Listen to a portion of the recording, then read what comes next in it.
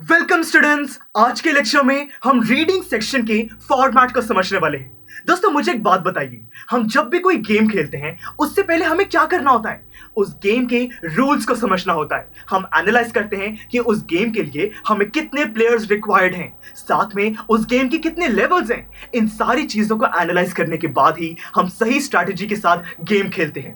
जैसे कि अगर चेस का एग्जांपल लें तो हमें एनालाइज करना होगा कि चेस के अंदर 8x8 साइज का एक बोर्ड है जिसमें कुछ अलग अलग पीसेस हैं, व्हाइट और ब्लैक ब्लॉक्स हैं, उन सब का कुछ ना कुछ रोल है।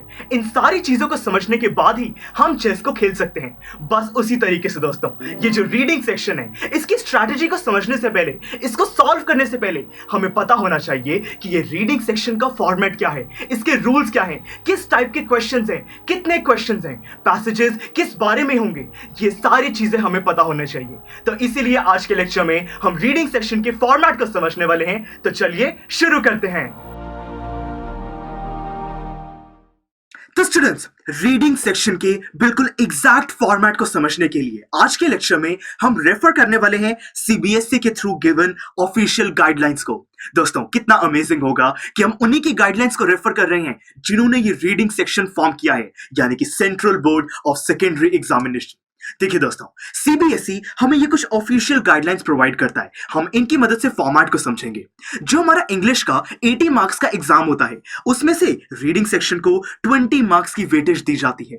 देखिए दोस्तों, ये 20 मार्क्स को किस तरीके से डिवाइड किया जाता है, इसका फॉर्मेट क्या है, बहुत ही आसान है। दोस्तों हमेशा हमारे 9th क्लास के एग्जाम में हमसे रीडिंग सेक्शन में 2 पैसेजेस हमें दिए जाएंगे। दोस्तों पोएम नहीं होगी, वहां पे कोई डिस्कशन कॉन्वर्सेशन नहीं होगा, हमेशा एक रीडिंग पैसेज होगा, वो भी 2।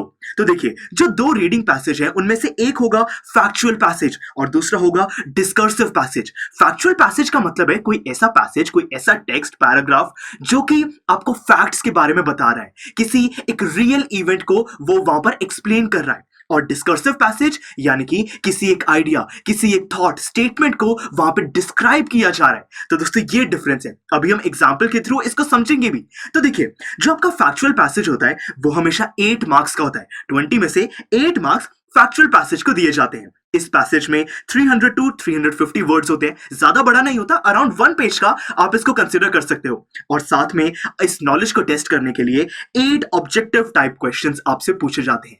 दोस्तों ऑब्जेक्टिव टाइप क्वेश्चंस क्या होते हैं अभी हम देखेंगे। तो चलिए फिर बात आती है डिस्कर्सिव पैसेज की। ये भी काफी आसान है, ये 12 मार्क्स का होता है। देखिए 8 + 12 20 बन जाता है। तो देखिए ये 12 मार्क्स का 350 टू 400 वर्ड्स होते हैं और इसमें 4 शॉर्ट आंसर टाइप क्वेश्चंस होते हैं, यानी कि ऐसे आंसर्स जिसमें आपको छोटा सा आंसर लिखना है, अराउंड 30 टू 40 वर्ड्स में क्वेश्चन का आंसर आपको वहां पे देना है। और वहां पे साथ में 4 ऑब्जेक्टिव टाइप क्वेश्चंस होते हैं, इसको भी समझते हैं। तो देखिए दोस्तों, ये मैंने यहां पर एक फैक्चुअल पैसेज कंसीडर किया है। आप अगर इसकी फर्स्ट लाइन रीड करोगे आपको समझ आ जाएगा कि यहाँ पे 1859 emperor Napoleon of France Joseph की बात की गई है। मतलब कि दोस्तों ये रियल इवेंट्स को डिस्क्राइब कर रहा है, ये फैक्ट्स हमारे सामने रख रहा है, एक फैक्चुअल पैसेज है। 8 मार्क्स का, वर्ड्स हमें समझ आ गए। 8 ऑब्जेक्टिव टाइप क्वेश्चंस। दोस्तों देखिए, ये इस पैसेज में पूछे गए हमारे 8 क्वेश्चंस हैं। यहाँ पे देखिए काफी सारे क्वेश्चंस ऐसे हैं जिसके अंदर 4 चॉइसेस हैं, यानी कि दोस्तों मल्टीपल चॉइस क्वेश्चंस प्रेजेंट हो सकते हैं।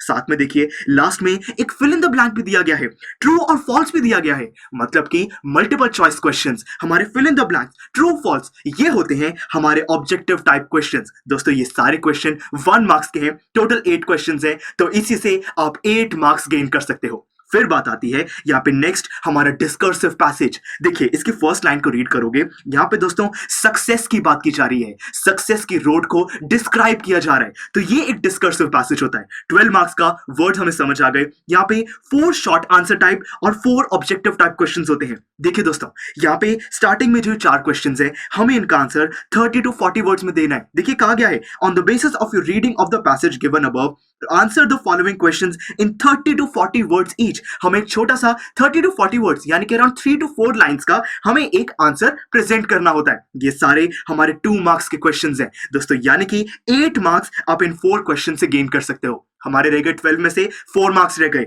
उसमें 4 ऑब्जेक्टिव टाइप क्वेश्चंस हमसे पूछे जाते हैं। देखिए यहाँ पे मल्टीपल चॉइस क्वेश्चंस भी हैं, वन वर्ड हमारे क्वेश्चंस भी हैं, तो यानी कि ये 4 ऑब्जेक्टिव क्वेश्चंस और 4 यहाँ पे शॉर्ट आंसर टाइप क्वेश्चन से 12 मार्क्स आप बहुत ही इजीली गेन कर सकते हो। तो देखिए दोस्तों, बहुत ही इजी यहाँ पे रीडिंग सेक्शन का जो फॉर्मेट है वो हमने समझ लिया है।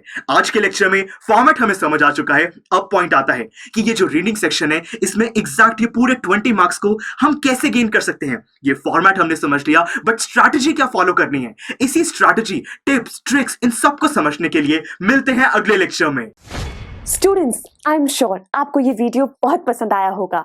तो इसी तरह से इंटरेस्टिंग तरीके से अगर आप सारे कॉन्सेप्ट्स, थ्योरीज, डिफरेंट चैप्टर समझना चाहते हैं तो डाउनलोड करिए PUSTAC ऐप, क्योंकि इस ऐप पर आपको बहुत कुछ मिलेगा। सैम्पल पेपर्स हो, टिप वीडियोस हो, different lectures, back exercise solutions, बहुत कुछ। So what are you waiting for? Download PUSTAC app.